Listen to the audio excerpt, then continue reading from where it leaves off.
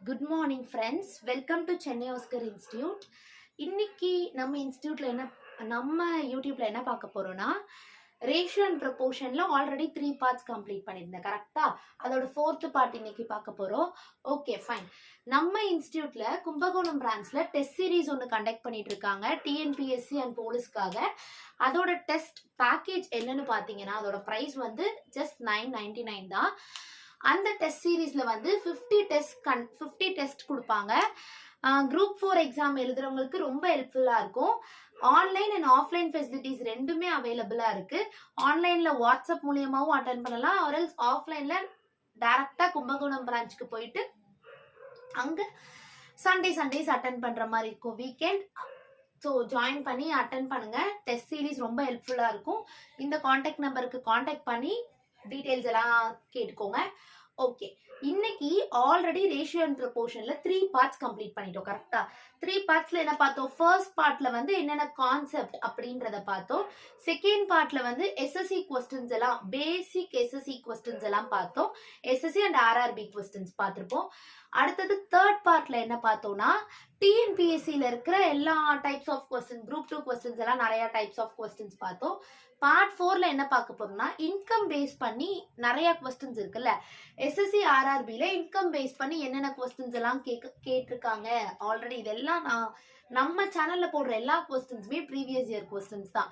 அதை சால்வ் பண்ண போறோம். இன்னைக்கு இன்கம் பேஸ் சம்ஸ் எல்லாம் பார்க்கலாம். ஒரு 4 சம்ஸ் பார்த்தாலே உங்களுக்கு ரொம்ப கிளியர் ஆயிடும் இன்கம். இங்க பாருங்க, ஃபர்ஸ்ட் இன்கம் கான்செப்ட் என்னன்னு தெரிஞ்சுக்கோங்க.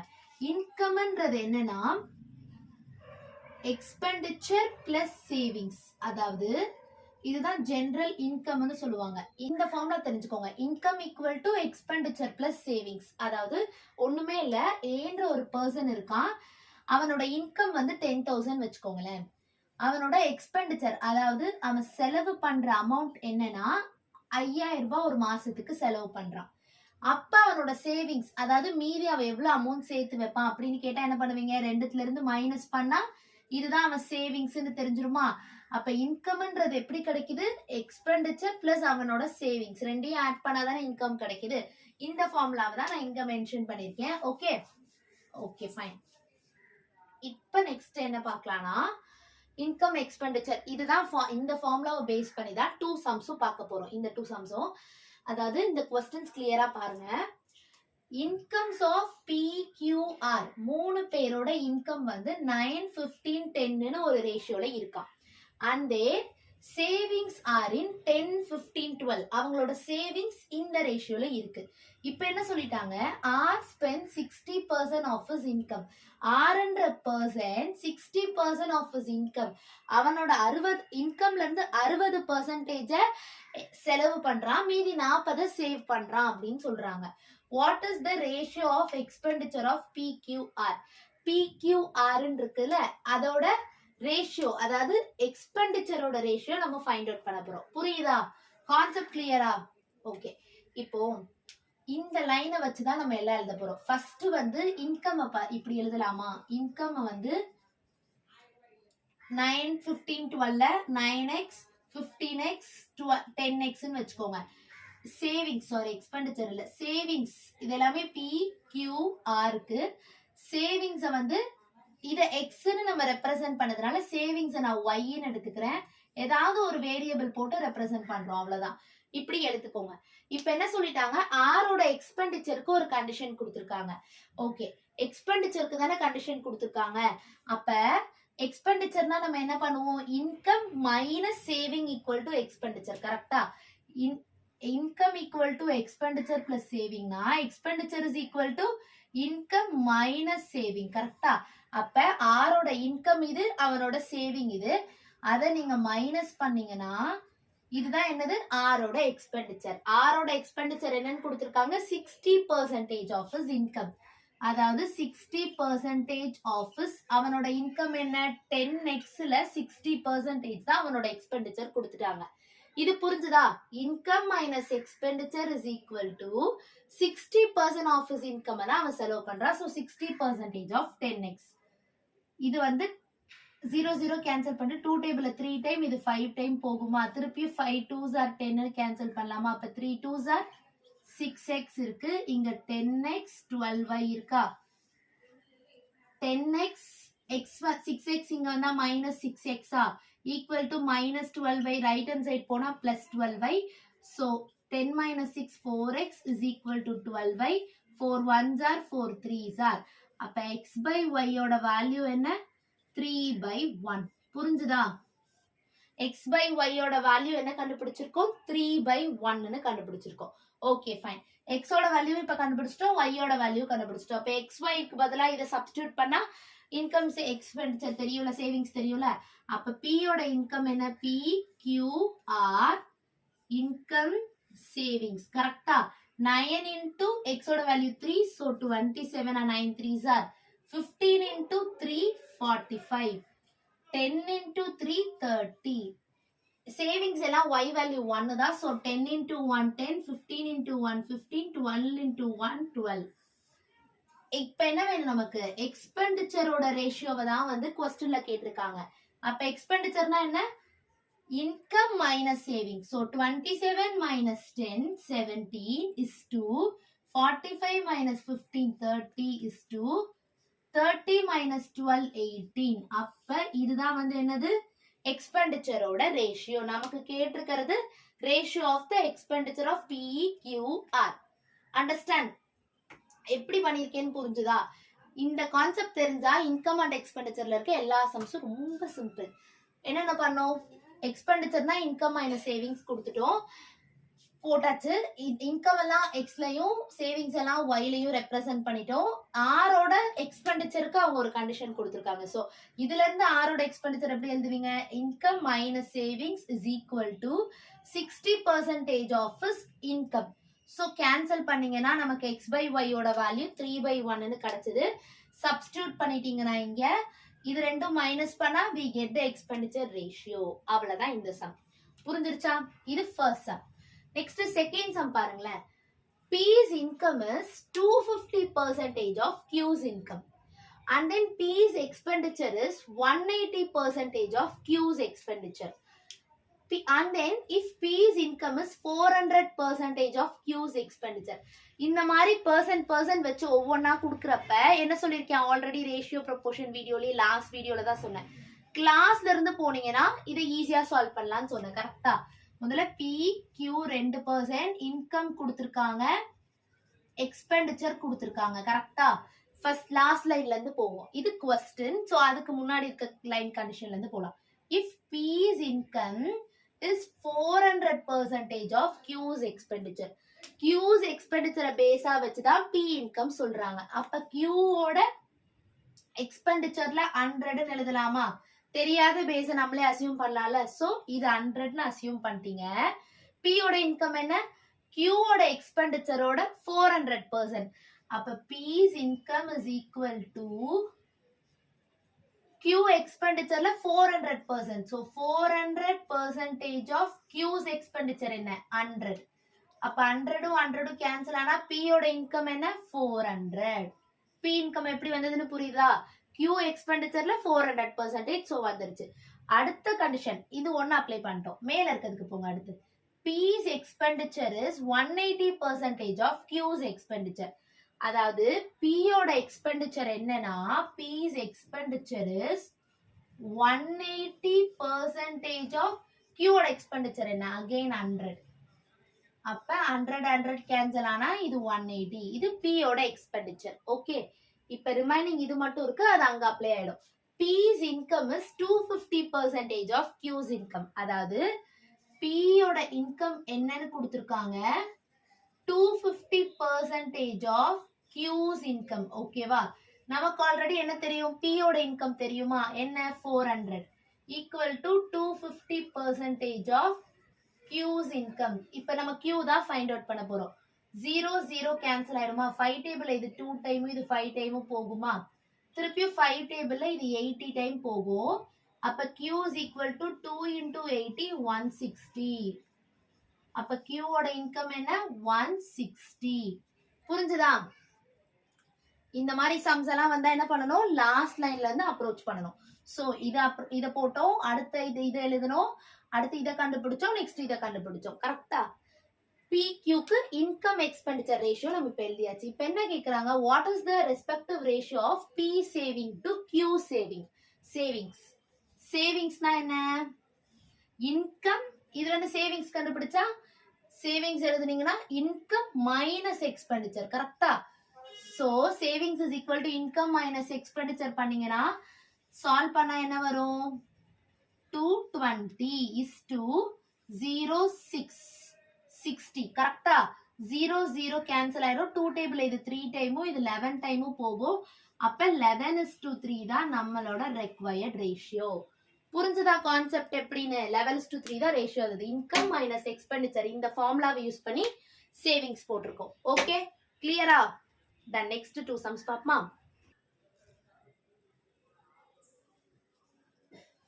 ஓகே, நெக்ஸ்ட் தேர்ட் சம் பாப்போமா?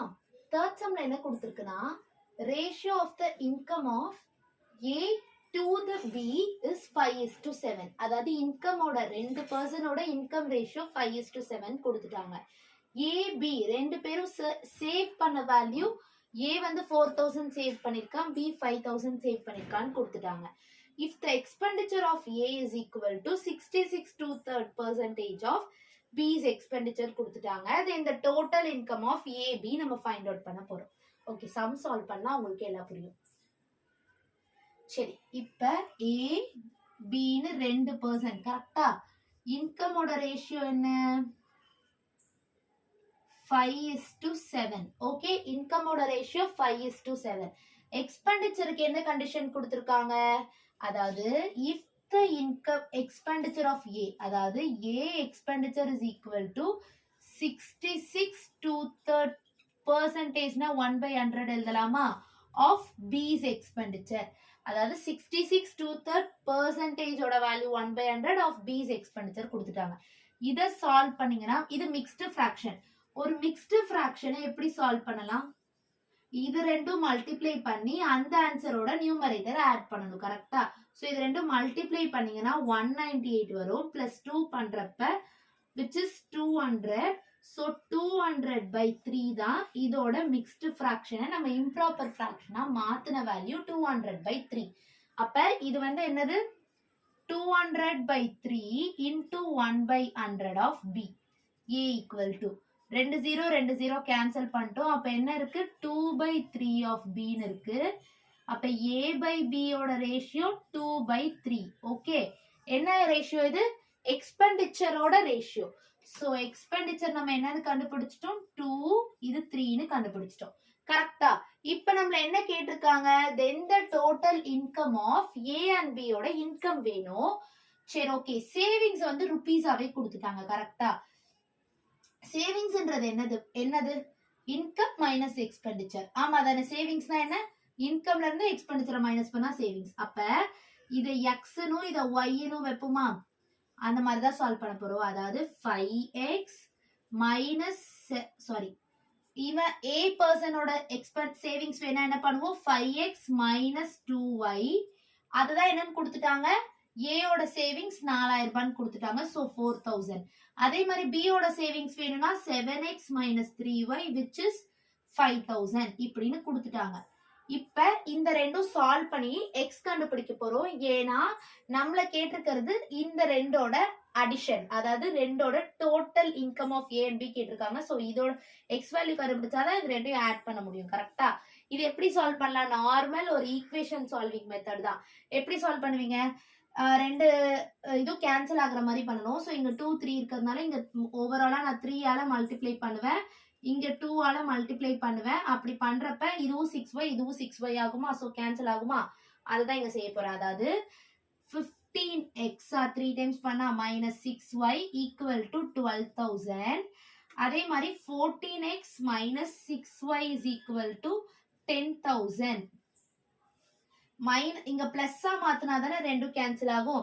சோ சைன் சேஞ்ச் பண்றதுனால எல்லா இடமும் சைன் சேஞ்ச் பண்ணா 15 மைனஸ் 14 எக்ஸ், இது கேன்சல் ஆயிடுச்சு. 12,000 மைனஸ் 10,000 2,000. அப்ப எக்ஸோட வேல்யூ என்ன, 2000. நம்மள என்ன கேட்டிருக்காங்க, ரெண்டு இன்கமோட டோட்டல் கேட்டிருக்காங்க. சோ ரெண்டு இன்கமும் ஆட் பண்ணா என்ன வரும், 5 plus 7 12x. அப்ப 12xனா எக்ஸோட வேல்யூ 2000ன்றப்ப 12 2000 சார் என்ன வரும் 24,000 அப்படின்னு வரும். அப்ப ஆன்சர் என்ன 24,000. கான்செப்ட் கிளியரா?